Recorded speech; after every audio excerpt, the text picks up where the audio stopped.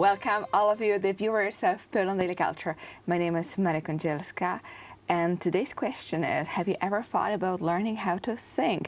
This is a perfect opportunity for you because with us in the studio is Alexandra Woźniak, a singer, but also a vocal trainer. Thank you very much for coming. Thank you for having me here. It's my pleasure.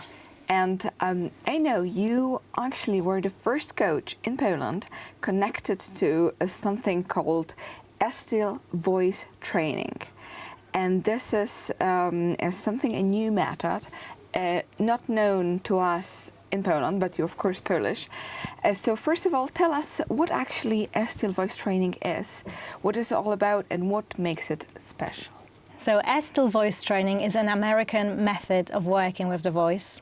It's a method that absolutely revolutionized the way of how we teach voice and how we approach voice training. So in Estill, we teach isolated control of individual anatomical structures that create the voice and the voice system so that we learn to control it and to master it. And that then gives us the freedom to choose. So we have figures for the voice. These are exercises that we do, and we use everyday sounds you've been making your whole life to explore different voice functions.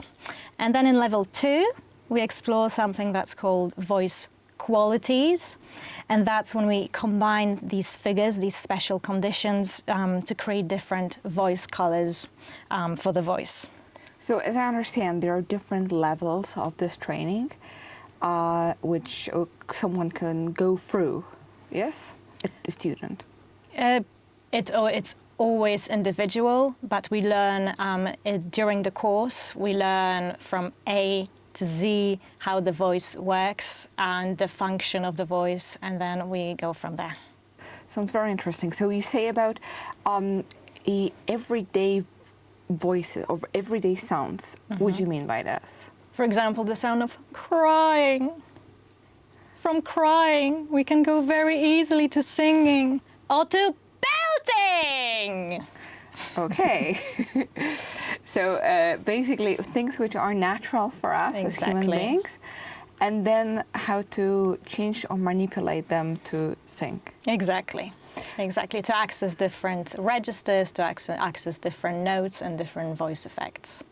Which is, of course, a goal and important for a singer. Exactly. So tell us a little bit about this figure, the Estill. Who was she? What makes her special and what makes her different? So she was a voice researcher, but she started off as a singer, as a soprano. So she was a classically trained soprano and had a professional career.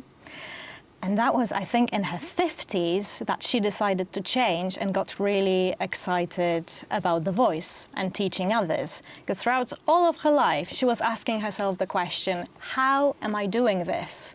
And she could never get an answer. She would get some vague imagery like sing from the top of your head and sing like you're a cloud, and that wouldn't really be a thing. So she decided to change it.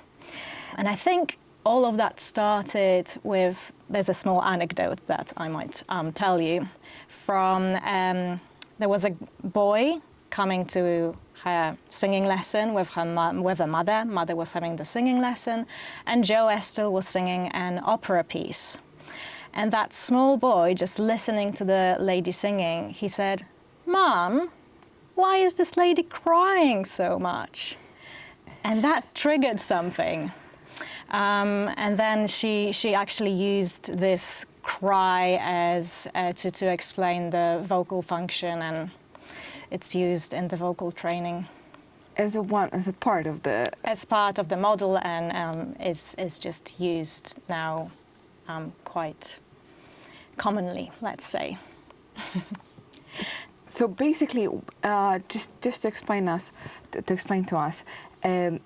In a usual, ordinary way of teaching, they don't teach you to cry, to use things like this, but... It depends. So it changes. So Estill was active and the model was developed in the 80s and 90s. So now the whole voice pedagogy world changed. So we do talk about technique a bit more. But throughout the years, and a lot of teachers still teach like this, it's just very vague, singing a lot of scales without any real reason for it, just thinking it's going to have an effect. Whilst in Estill, we give you real practical exercises that make your practice measurable, and you can really see progress from lesson to lesson. And we put a point here, and we'll continue about talking about this and also practicing your voice in the next episode. So stay with us, watch Poland Daily Culture, and of course, thank you very much for tuning in.